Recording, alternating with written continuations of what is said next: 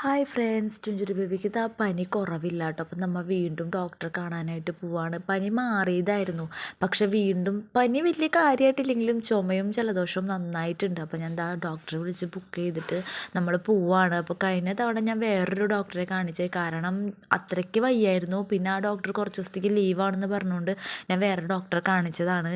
എനിക്ക് കാണിച്ചുകൊണ്ടിരിക്കുന്ന ആര്യ എന്ന് പറഞ്ഞ ഡോക്ടറെ കാണിച്ചാൽ തന്നെ സമാധാനമാവുള്ളൂ, കാരണം ഡോക്ടറെ മരുന്ന് അത്രയ്ക്ക് നല്ല മരുന്നാണ്. ചുഞ്ചുരുവിന് ഒരു 2 വയസ്സുള്ളപ്പോഴാണ് ചുഞ്ചുരുവിന് ഭയങ്കരമായിട്ടുള്ള പനിയും കാര്യങ്ങളൊക്കെ വന്നിട്ട് ഞങ്ങൾ ഈ ഹോസ്പിറ്റലിൽ കാണിച്ചത്. എന്നിട്ട് ഇവിടെ അഡ്മിറ്റ് ചെയ്തു. പിന്നെ ഒരു 2 ആഴ്ച ഹോസ്പിറ്റലിൽ കിടന്നായിരുന്നു. അതിന് ശേഷം അപ്പോൾ അവിടെ 2 വയസ്സിൽ ആ പനി വന്നതിന് ശേഷം ചുഞ്ചുരു ബേബിക്ക് അങ്ങനെ പനിയോ നീരിവെച്ചോ ഒരു തുമ്മൽ പോലും വന്നിട്ടുണ്ടായിരുന്നില്ല. പിന്നെ ഇപ്പോഴാണ് വീണ്ടും വന്നത്. അപ്പം അത് കാരണം കൊണ്ട് എനിക്ക് ഈ ഡോക്ടറെ കാണിക്കാണ്ട് എന്തോ ഒരു സമാധാനം ഉണ്ടായിരുന്നില്ല. പിന്നെ വിളിച്ച് ബുക്ക് ചെയ്തു, ഇതാ വന്നു, ഡോക്ടറെ കണ്ടു. ഡോക്ടർ കുഴപ്പമൊന്നുമില്ല എന്ന് പറഞ്ഞു. ചെസ്റ്റിൽ ഒരു ഇച്ചിരി കഫക്കെട്ടുണ്ട്, അതിൻ്റെയാണ് ഈ ബുദ്ധിമുട്ടെന്ന് പറഞ്ഞു. കുത്തിയുള്ള ചുമയൊക്കെ, നല്ല ചുമയുണ്ട്, നമുക്ക് വിഷമാവും കണ്ടുകൊണ്ടിരിക്കുമ്പോൾ. അപ്പോൾ കുറച്ച് മരുന്നും കാര്യങ്ങളൊക്കെ തന്നിട്ടുണ്ട്.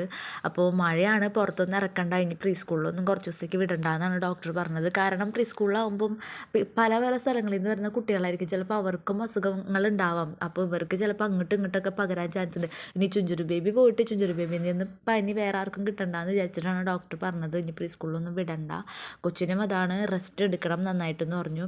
പിന്നെ ഞങ്ങൾ മരുന്നൊക്കെ മേടിച്ച് തിരിച്ചു പോന്നു കേട്ടോ. പിന്നെ ഈ മഴ കാണുമ്പോൾ എനിക്ക് പണ്ട് 2018 ഒരു പ്രളയം വന്നായിരുന്നു, അതാണ് എനിക്ക് ഓർമ്മ വരുന്നത്. കാരണം അങ്ങനെയാണ് ഇപ്പം കുറച്ച് ദിവസങ്ങളായിട്ട് അടുപ്പിച്ച് മഴ പെയ്യുന്നത്. അപ്പം എല്ലാവരും സേഫായിട്ടിരിക്കുക. മഴയാണ്, പുറത്തുനിന്നുള്ള ഫുഡ് അതുപോലെ തന്നെ വെള്ളം അതൊന്നും മേടിച്ച് കുടിക്കരുത്, അസുഖങ്ങൾ വരാൻ ചാൻസ് ഉണ്ട്. ഇപ്പം ഹോസ്പിറ്റലിലായാലും എവിടെയായാലും അസുഖങ്ങൾ വളരെ കൂടുതലാണ്. അപ്പോൾ എല്ലാവരും സേഫായിട്ടിരിക്കുക. ഈ വീഡിയോ ഇത്രയേ ഉള്ളൂ. എല്ലാവർക്കും ബായ്.